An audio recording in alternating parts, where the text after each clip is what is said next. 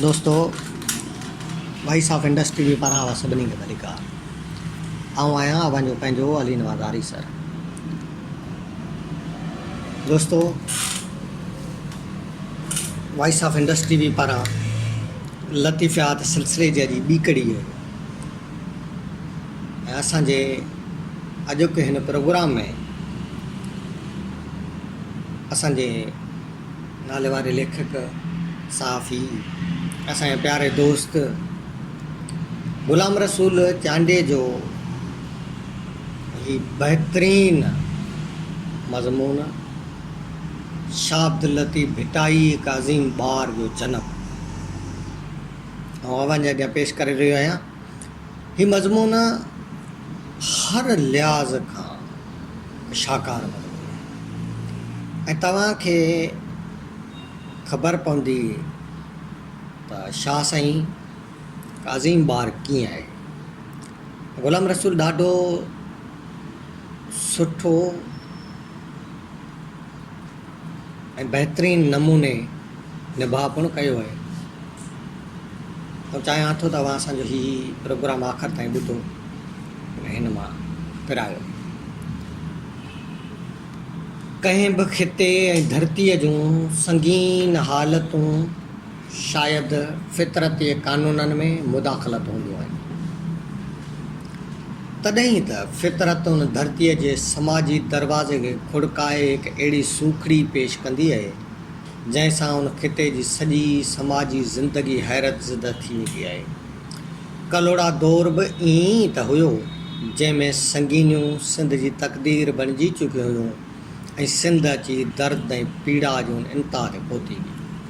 खामा पचां पिजरां लुछां ऐं लोचियां तन में तऊंस पिरीअ जी पियान ढापां जे समुंड मुंहुं करियां त सुरकियाई न थिए।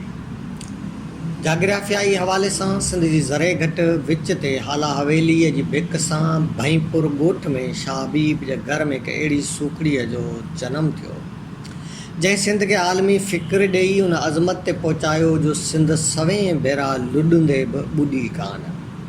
हाओ भिटाई भिट धणी भिट शाह ऐं शाह अब्दुल लतीफ़ भिटाईअ सैयद हबीब शाह जे घर में जनमु वठी सॼी सिंध जो थी वियो ऐं सिंध सदाईं लाइ लतीफ़ साईंअ जी थी वई। सैयद हबीब शाह ऐं संदसि घरवारीअ खे इहा ख़बर ई न हुई त हू जंहिं ॿार खे पंहिंजे घर में पाले रहिया आहिनि उहो ॿारु जिस्मानी तौर ते खणी संदनी हुयो, पर उहो ॿारु असुल में सिंध जे ईंदड़ हज़ारे सदियुनि जो धणी हुयो। जंहिंखां सवाइ सिंध वटि पंहिंजी समूरी तारीख़ में अहिड़ी ॿी का बि धरावत न हुई। न का कुन फयकून हुई, न की लिंग लहम बनियो हो न बुत में अञा के आदम मूं तुई से संग या सांझा सुपरी।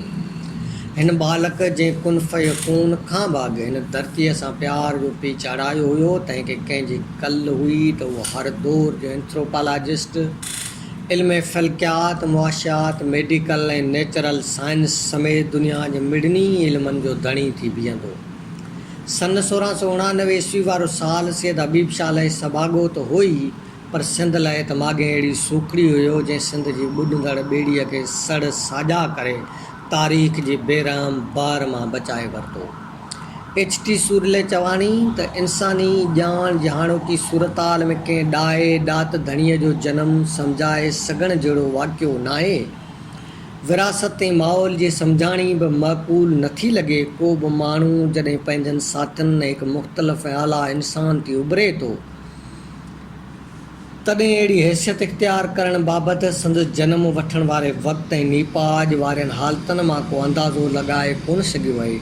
कंहिं ॾात धणीअ जी ॾात लाइ महदूद हूंदी आहे। शाह अब्दुल लतीफ़ फितरी तौरु मुशाहिदे इज़ार ऐं फितरी सचाईअ जे वॾनि ख़ूबियुनि जो मालिक हो, जिन हिन खे इहा सलाहियत ॾिनी जो हिन पंहिंजे आला तसवर ऐं पंहिंजनि माण्हुनि जा ख़्याल खे पंहिंजी शाइरीअ में समोयो ऐं सींगारियो, जिन जे विच में हू रहियो थे। संदसि शाइरीअ लाइ बिना वधा जे उहा दावा करे सघिजे थी त उहा अमर आहे। अहिड़ीअ तरह शेक्सपियर मर्चेंट ऑफ वेनिस में लिखियो आहे त कोन्हे अहिड़ो को बि नंढे में नंढो गोलो तुंहिंजी नज़र में जेको पंहिंजी जुंबश में कंहिं मलाइक वांगुरु ॻाए थो ऐं जवान अखियुनि वारनि सुहिणनि मलाइकनि लाइ ॻाईंदो रहे थो। अहिड़ो अंग आहे अमर आत्माउनि वटि, पर जेसि ताईं मिटीअ जे फ़ानी लिबास सां पूरीअ तरह ढकियल आहियूं असीं उनखे ॿुधी नथा सघूं। लतीफ़ साईं बि सॼी हयाती ॻाईंदो रहियो। उहे दर्द जेके संदसि माण्हुनि जा हुआ, उहे ख़तरा जेके संदसि क़ौम खे लाइक़ु हुआ, उहे पीड़ाऊं जेके अञा आयूं न हुयूं ऐं अचणियूं हुयूं, पर असीं सभु मिटीअ जे फ़ानी लिबास में ढकियल हुआसीं। तंहिं करे लतीफ़ साईंअ जी उहा सदा ॿुधी न सघियासीं त मला तुंहिंजी मकड़ी अची चोर चढ़िया, ऐं सम्झी न सघियासीं त लतीफ़ साईंअ जी उन सदा में कहिड़ो दर्द आहे। ॿुधूं हा त सम्झूं हा, ऐं सम्झूं हा त सिंध दुखनि जा डूंगर न ॾिसे हा, न ई ग़ुलामीअ जे ज़ंजीरनि में जकड़ियल हुजे हा। लतीफ़ साईं जनम खां ई निरालो हुयो, ॼण त फितरत खां कुझु वठी आयो हुजे। पूर पवंसि त वञो बेटनि में वियो रहे, जो वरियो पूर पवंसि त वञो घाटनि वणनि जे विच में फितरत सां मुखा मेल थिए। हीअ का नादानी न हुई, न ई का दीवानगी। हिन ॿार वटि अहिड़ी का शक्ति हुई जेका ॿियनि ॿारनि वटि न हुई। हिन का अहिड़ी रांदि रहण पई चाही जा ॿिया ॿार खेॾे न पई सघिया। तर में को बि अहिड़ो न हुयो जेको लतीफ़ साईंअ वारी अज़ीम रांदि खेॾण जे लाइक़ु हुजे। ॻोठ जा ॿार त बसि आम ॿारनि वांगुरु हुया। तंहिं करे फितरत जे हुस्नाकियुनि जी उहा रांदि लतीफ़ साईं या फितरत सां ई खेॾण लाइ निकिरी वेंदो हुयो। अमर जी हालति ॾिसी वीचारो पीउ बि छा त करे। माउ ॼण त सिकिल ते पुट लाइ दीवाने पीउ जीजा जी हालति न संभरियो सघे त साईं बि अची पियो टापनि में। पर नींगर सो ॿारनि में हुजे त लभे, पाड़े में हुजे त मिले। सो जीजा समेत हबीब शाह बि परेशान। सुखाउनि सां ॼाणू हो लतीफ़, सुखाउनि सां ॼाओ हो लतीफ़। सैद हबीब शाह खे पहिरीं घरवारीअ मां बि पुटु ॼाओ हुयो, जंहिंजो नालो बि लतीफ़ रखियो हुयईं, जंहिंखे धणी सॾाए वरितो। वरी ॿी घरवारीअ मां पुट जो औलाद थियसि त नालो रखियईं जमाल शाह। अहिड़ीअ तरह वॾी घरवारीअ मां ॿियो पुटु पैदा थियो, तंहिंजो नालो रखियईं लतीफ़। शायदि हबीब शाह जे घर में कहिड़े लतीफ़ जी तख़लीक़ थीणी हुई, जंहिंखे लाद या पंधु पचाए दुनिया खे हैरत ज़दा करिणो हुयो। ऐं इहो ई हुयो लतीफ़ जंहिं दुनिया खे हैरतनि जो हज़ारे सूखड़ियूं आछे तहरप जो पंध ते रवां दवा कयो, जेको पंधु अञा ताईं जारी आहे।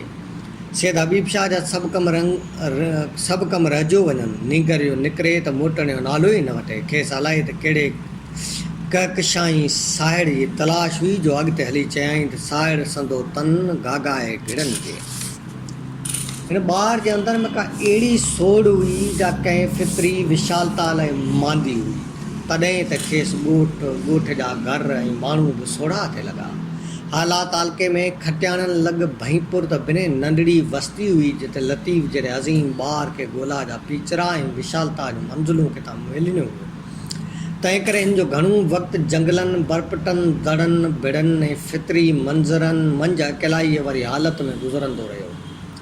तारीख़ जी टिड़ियल पखिड़ियल ऐं फाटल पननि मां ॻोल्हिजे थो त 1699 ईस्वी खां कई सदियूं अॻु ऐं पोइ अॼु ताईं सिंध एॾो वॾो माण्हू पैदा करे न सघी आहे। लतीफ़ साईंअ जो असुलु नसुलु को दरावड़ी बि न हुयो, पर लॻे ईअं थो त कंहिं वाचूड़े जी मिटी मुंहिंज जे दड़े वटां उॾामी वञी हिरात पहुती हूंदी।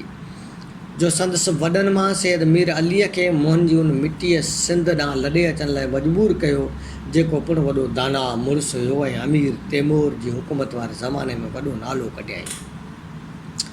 अहिड़ीअ तरह मीर अलीअ जे नस्ल मां लतीफ़ साईं मीरनि पोटनि सैदनि मां शाह हबीब जो पुटु सैद अब्दुल कुदूस शाह जो पोटो ऐं शाह अब्दुल करीम बुलड़ी वारे जो परपोटो हुयो।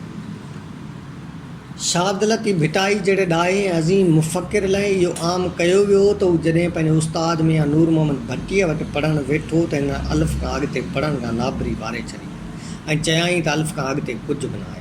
अहिड़ीअ सूरताल खां पोइ संदसि उस्ताद आख़ून साहिब अहिड़ो अहवालु अची शाह हबीब सां कयो, जंहिं लतीफ़ साईंअ खे चुमी चयो त पुटु तूं हक़ ते आहीं, पर ज़माने में सबक़ु ॾियण जो इहो ई तरीक़ो आहे। तंहिं करे चयो थो वञे त लतीफ़ साईं कंहिं वटि बि न पढ़ियो ऐं उमी हुयो, ऐं जो इल्मु हुयो सो ख़ुदा जी ॾात हुई।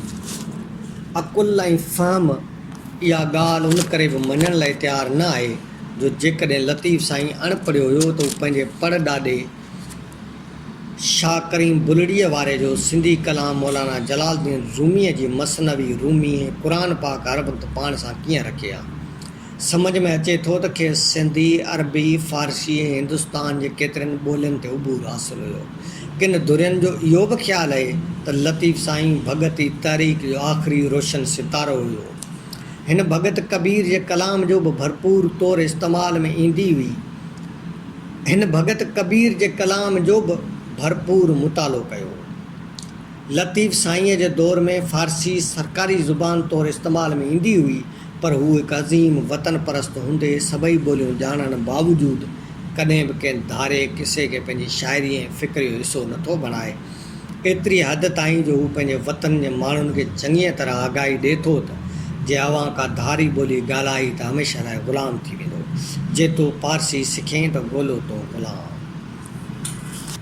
संदसि शाइरीअ में कत बांधल आयतूं, हदीसूं, अरबी तोड़े फ़ारसी तमामु न हुअणु बराबरि ऐं हिंदी मुहावरा इहो ॿुधाइनि था त संदसि फ़िक्र में इहे सभई ॿोलियूं हिकु त हवाले तौरु इस्तेमालु थियल आहिनि ऐं ॿियो त बे इंतिहाई वॾे पढ़ी लिखी हस्तीअ जो मालिक हुयो। जे ईअं न हुजे हा त हू कुन फ यकून ऐं लाद जे मसइलनि ते बहस ऐं साइंसी शऊर रखंदड़ न हुजे हा। न का कुन फ यकून हुई, न का मूरत मां, या वरी लतीफ़ साईं हीअं न चवे हा लोचां थी लाद में हारे लहान हद। बहरहाल साईंअ जी हिलत चिलत नंढे हूंदे खां ई निराली हुई। हू ॾसियल राहुनि ऐं ठहियल रस्तनि ते हलंदो ई न हुयो। लोक वह लहवारो असीं वहूं ओ ॿारा, वांगुरु हिन खे रस्ता ई पंहिंजा हुआ। हू वंज वटीअ इटीअ ॾकर लिक लिकोटीअ वारी रांदि बजाए सितारनि सपारनि ऐं कहकशाउनि सां खेॾण वारो ॿारु हुयो। हवाउनि जे रुखनि ऐं दरियाउनि जे छोलनि जी ॿोली सम्झंदे उन्हनि सां तिबा आज़माई पियो कंदो हुयो। तॾहिं त अॻिते हली चयाईं, तोॾां घणो अॻु, तोॾां घणो न्यारां तारा तेलाईं, सॼण जेॾां तूं तेलाईं उभिरे। हिन जा पीउ सुपरी माइट ऐं मिट भईंपुर या हाला हवेलीअ जे आसपास हुया ई कोन जेके ॾिसण में थिया आया। हुन जा रफ़ीक त आदेसी फ़क़ीर हुआ, हुन जा माइट थर जा मारू हुआ। नियाणियुनि खे सूर त विहांउ खां पोइ मिलनि था, पर लतीफ़ साईं थर जे मारुनि ऐं ससुई जा सूर, ससुई ऐं मारूई बणिजी महसूसु कया। तॾहिं त चयाईं, सरजस तां सूर, सामाई तां सुख विया, इहे ॿई पूर मूं निमाणीअ नसीब थिया। सूरनि जे संभारनि खेसि ॾुखारो बणाइण सां गॾु निमाणो बि बणाए छॾियो। हूअं त उहा निमाणाई लतीफ़ साईंअ खे फितरत ऐं मोरूसियत वटां ई मिली हुई। जाॻते हली कहिड़े सब्र में तब्दील थी जो कॾहिं बि हथां न विञायाईं। लतीफ़ साईं रुॻो मसनवी, रूमी ऐं शाह करीम जे रिसाले ते भाड़े कोन वेठो हूंदो ऐं न ई उन्हनि तसनीफ़नि खेसि मालामाल बणायो जो लतीफ़ साईं दुनिया जो एॾो वॾो शाइर बणियो। हिन मारूई खां लीला चनेसर, मोहम्मद राणे खां ससुई ऐं सोरठ खां सुहिणीअ ताईं सभई ॾंद कथाऊं, किसा ऐं वाक़िया ॿुधा, पढ़िया ऐं परखिया। वतन जे चपे चपे खे पंहिंजी मुशाहिदाती फ़िक्र सां लताड़े ऐं निपाए वॾो कयो। काबिल, कंधार खां जैसलमेर समेत हिंदुस्तान जे केतिरनि इलाइक़नि जा दौरा कयाईं। जोगियनि, सन्यासियुनि ऐं कापड़ियुनि सां जबलनि जा गूनागून पंध पचाए ससुई खे नओं जनमु ॾिनाई।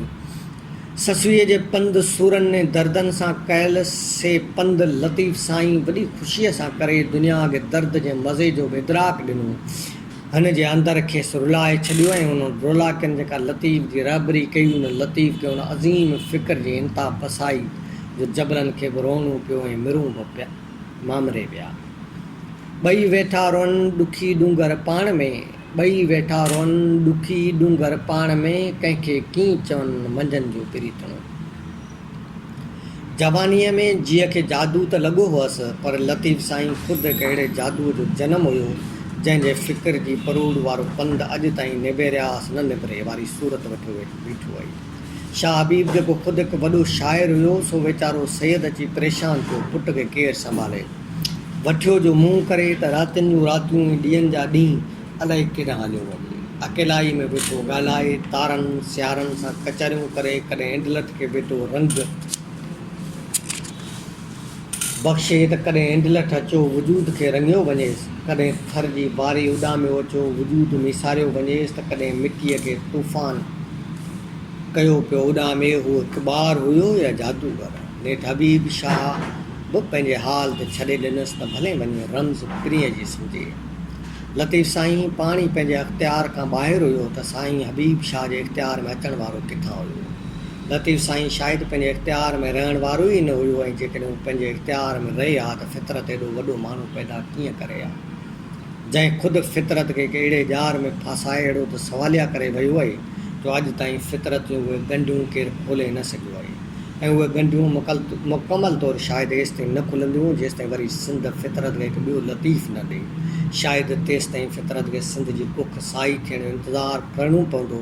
ईअं बि थी सघे थो त लतीफ़ साईंअ जी इंसानी आज़ादी, बराबरी, वक़ार, जियापे, तरक़ी, इज़त ऐं अज़मत वारे फ़िक्र जे हक़ीक़ी माना में लागू थियण ताईं सिंध खे हिकु ॿिए अज़ीम ॿार जो इंतज़ारु करिणो पवंदो। दोस्तो, अॼु असां पंहिंजे अॻियां शाह साईंअ जे हवाले सां लतीफ़ियात सिलसिले जी ॿी कड़ी ग़ुलाम रसूल चांदीअ जो बहितरीनु मज़मून पंहिंजे अॻियां पेश कयो, ऐं हाणे अवां पंहिंजे मेज़बान अली नवाज़ आरिसर खे ॾींदा इजाज़त। सिंध सलामत, साथ सलामत।